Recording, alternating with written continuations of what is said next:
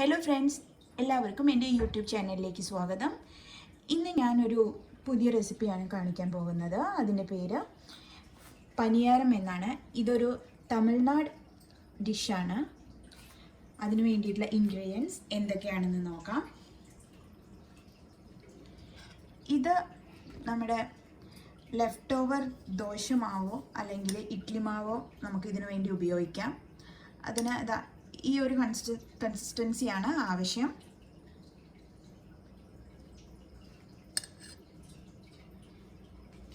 പിന്നെ അതിനായിട്ട് ഞാനൊരു ഹാഫ് ഓണിയൻ ചോപ്പ് ചെയ്ത് എടുത്തിട്ടുണ്ട്. ഇതാണ്. പിന്നെ ഒരു 2 to 3 പച്ചമുളക് ചെറുതായി അരിഞ്ഞത്, പിന്നെ ഒരു ചെറിയ കഷ്ണം ഇഞ്ചി അരിഞ്ഞത്, പിന്നെ കുറച്ച് കറിവേപ്പില അരിഞ്ഞത്, പിന്നെ നമുക്കൊരു ഹാഫ് ടീസ്പൂണോളം കായം ആവശ്യമാണ്. പിന്നെ ആവശ്യത്തിന് ഓയിൽ. പിന്നെ അടുത്തത് മെയിനായ ആവശ്യം നമുക്ക് ഇത്തരത്തിലുള്ള നമ്മുടെ ഉണ്ണിയപ്പമൊക്കെ ഉണ്ടാക്കുന്ന പോലത്തെയുള്ളൊരു പാനാണ് വേണ്ടത്. ഹായ് ഫ്രണ്ട്സ്, എല്ലാവർക്കും എൻ്റെ യൂട്യൂബ് ചാനലിലേക്ക് സ്വാഗതം. ഇന്ന് നമുക്ക് ഒരു തമിഴ് ഡിഷായ പനിയാരം എങ്ങനെ ഉണ്ടാക്കുന്നതെന്ന് നോക്കാം. അതിനായി നമുക്ക് ബാക്കി വന്ന ഇഡ്ലി മാവോ അല്ലെങ്കിൽ ദോശമാവോ ഉപയോഗിക്കാം. ഇതിനായി പ്രത്യേകിച്ച് നമുക്ക് അരി അരച്ച് വയ്ക്കുകയൊന്നും വേണ്ട. ഇത് ഉപ്പിട്ട ഇഡ്ലി മാവാണ്. അപ്പോൾ നമുക്ക് പ്രത്യേകിച്ച് ഇനി ഇതിൽ ഉപ്പ് ആഡ് ചെയ്യണമൊന്നുമില്ല.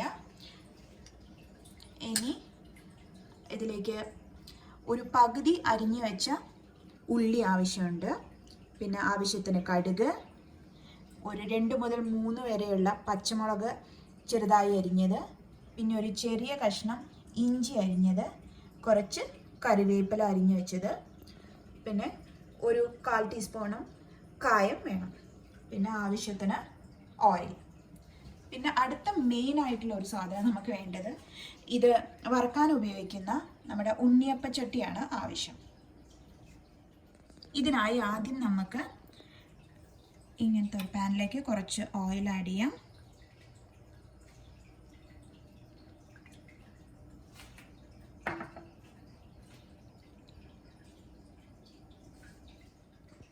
ഓയിൽ ചൂടായതിനു ശേഷം നമുക്ക് കടുക് ആഡ് ചെയ്യാം.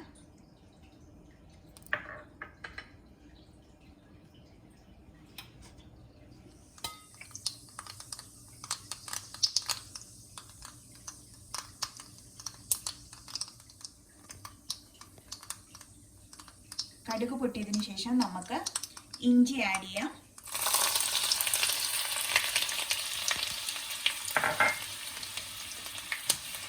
ഒന്നിളക്കാം.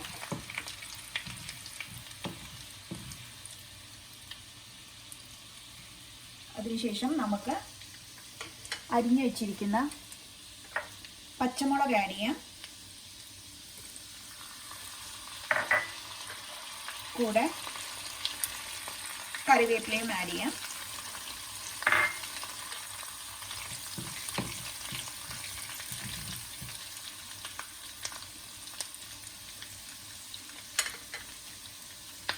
ശേഷം കുറച്ച് നമുക്ക് ഒരു 1/4 ടീസ്പൂണോളം കായം ആഡ് ചെയ്യാം. ഞാനിപ്പോൾ ഡയറക്റ്റ് കുറച്ചൊരു ആഡ് ചെയ്യാം. ഒന്ന് ഇളക്കിയതിന് ശേഷം ഉടനെ നമുക്ക് ചോപ്പ് ചെയ്ത് വെച്ചിരിക്കുന്ന ഉള്ളി ആഡ് ചെയ്യാം.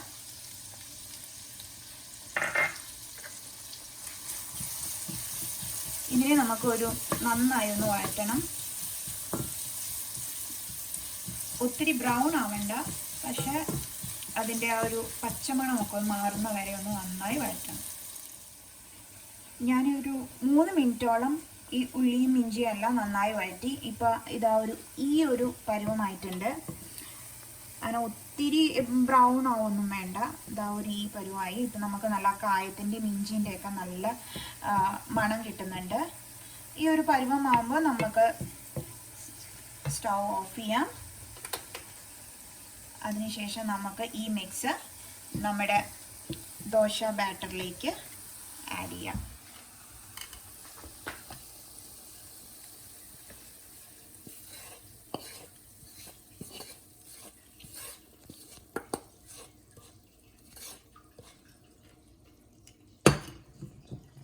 ആഡ് ചെയ്തതിന് ശേഷം നമുക്കിത് നന്നായിട്ടൊന്ന് മിക്സ് ചെയ്യാം.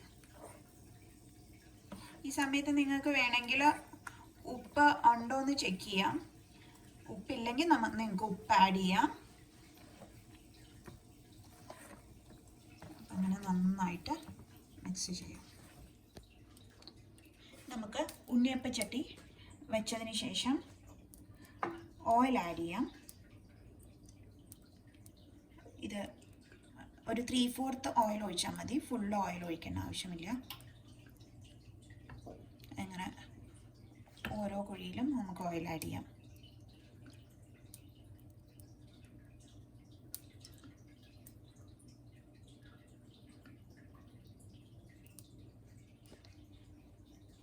തീ എപ്പോഴും ഒരു മീഡിയം ടു ലോ ഫ്ലെയിമിൽ വെക്കാൻ ശ്രദ്ധിക്കുക. ഓയിലൊന്ന് ചെറിയ ചൂടായതിനു ശേഷം നമുക്ക് നമ്മുടെ ഈ മിക്സ് ഓരോന്നിലും ഒഴിക്കാം.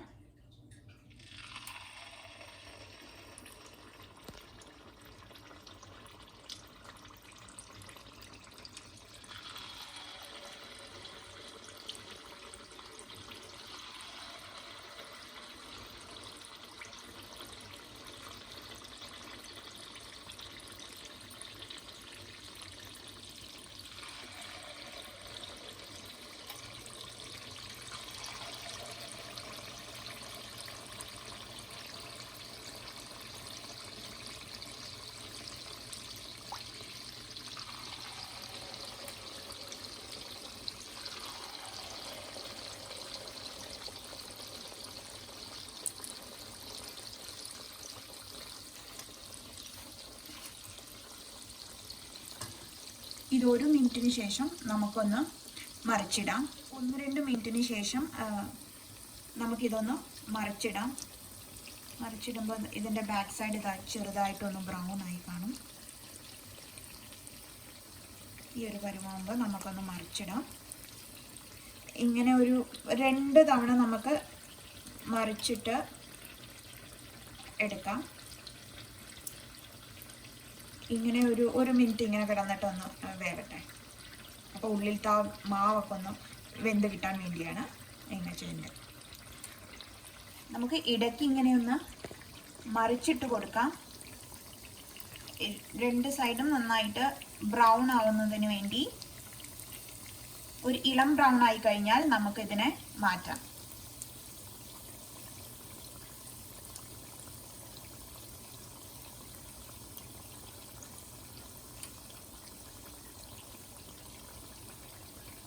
ഇതിനെ നമുക്ക് മാറ്റാം.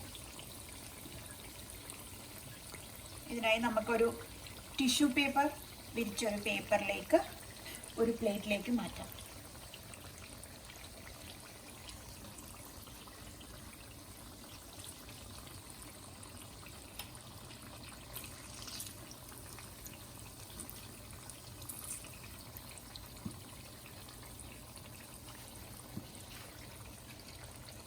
അപ്പോൾ നമ്മുടെ ഈസി ആൻഡ് ടേസ്റ്റി ആയിട്ടുള്ള പനിയാരം റെഡി ആയിരിക്കുകയാണ്.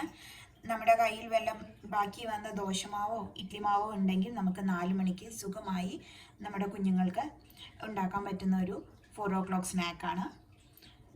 എല്ലാവർക്കും എൻ്റെ ഈ വീഡിയോ ഇഷ്ടമായിട്ടുണ്ടെങ്കിൽ please like and subscribe. Thank you.